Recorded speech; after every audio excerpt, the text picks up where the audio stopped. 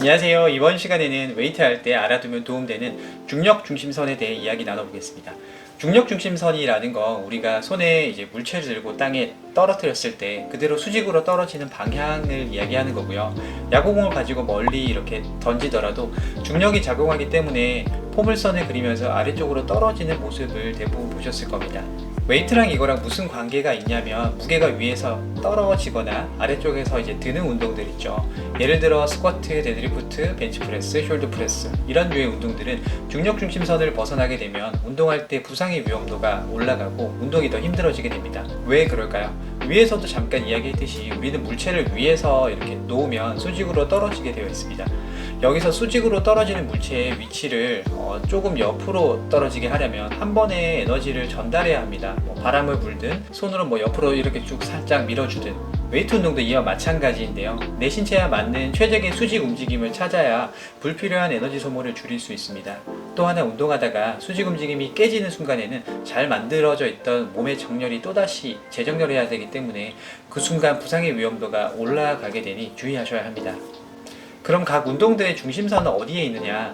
발바닥 중간 아치 부분에 위치하고 있습니다.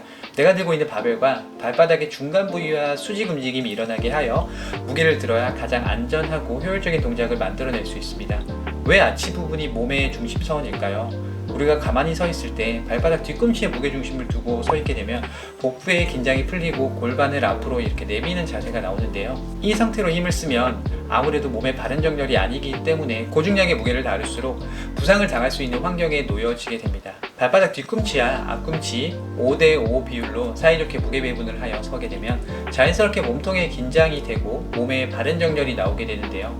이 상태로 동작이 들어가야 안전하고 힘도 잘 쓸 수 있습니다. 이건 정렬적인 부분을 얘기하였고 다른 시선에서 이야기를 하자면 모멘트 암이라는 개념이 있습니다. 간단히 얘기하자면 내 몸에서 무게가 이제 멀어지면 그 무게를 이겨내기 위해 더 큰 힘을 만들어야지만 그 자세를 유지할 수 있다는 개념인데요. 그래서 데드리프트를 시작할 때 모멘트 암을 줄이기 위해서 바벨과 몸의 위치가 최대한 가까운 상태로 유지하고 거기에 플러스 에너지 효율성을 높이기 위해 중력 중심선에서 벗어나지 않는 자세 만드는 걸 잘하게 된다면 그때부터는 강도 있는 운동을 진행할 수 있는 조건이 만들어졌다고 보시면 됩니다.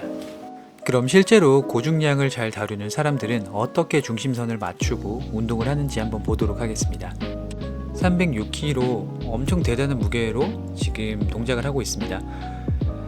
몸을 보면 이 동작이 왔다 갔다 하는 큰 움직임을 보이고 있지만 거기에 반해 바벨은 간결하게 위아래 이렇게 움직임을 보이고 있습니다. 이거를 자세히 보셔야 합니다. 와, 그나저나 진짜 대단하네요. 그럼 다른 사람들은 어떨까요? 한번 보겠습니다. 역시나 바벨이 발바닥 중간에 위치하고 움직임은 수직으로 왔다 갔다 하는 걸 볼 수 있습니다. 다리를 모아서 무게를 드는 모습들도 볼 수 있고 다리를 벌려서 무게를 드는 모습들도 볼 수 있습니다. 하지만 모두 동일하게 중심선은 확실하게 지키고 있다는 걸 보셔야 합니다.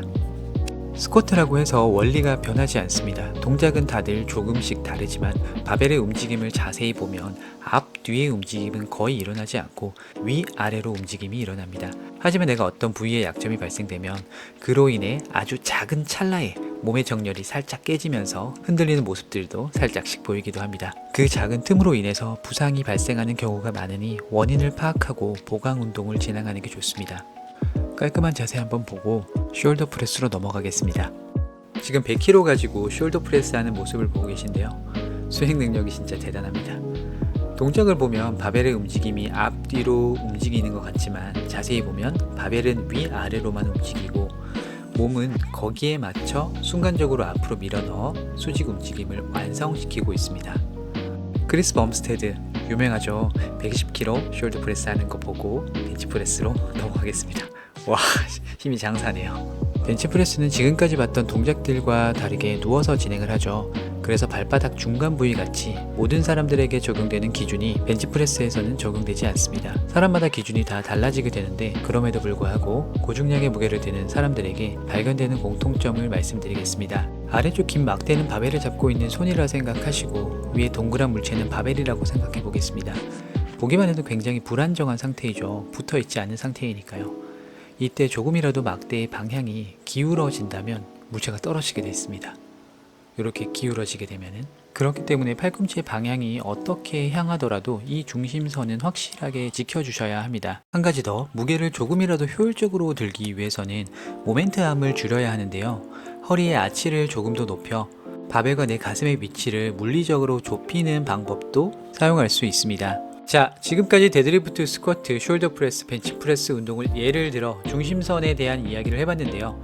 이번 영상의 취지는 각 운동을 세부적으로 뜯어서 디테일을 알려드리는 게 아니라 웨이트 운동을 할 때 잊지 말아야 할 큰 개념을 알려드리는 영상이었습니다. 늘 부상 조심하시고 오늘도 행복한 하루 되시기 바랍니다. 감사합니다.